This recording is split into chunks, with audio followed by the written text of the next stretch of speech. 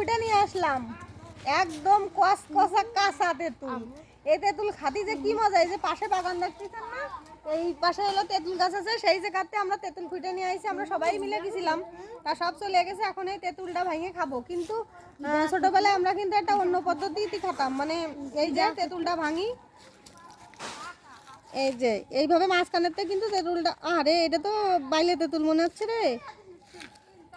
এটাকে একটু পচা দেখি, এই পাশে না, এই পাশে একটু ভালো আছে, ফেলা যাবে না তেঁতুল, এক সাইড পচা, তাই কি হয়েছে। এই যে এইভাবে ভাঙবো, ভাঙিয়ে এরকম, এরপর একটু লবণ দিতাম, বিট লবণ, এমনি লবণ, যে লবণই পাতাম সেই লবণই দিতাম। এই যে গসলি পরে দেখছেন একটা মানে সেই যেরকম পাটায় বাটলি হয় সেরকম কিন্তু হয়ে গেছে। এইবার সেই এটা এরকম করে খেতাম। মা গো, কি থাকে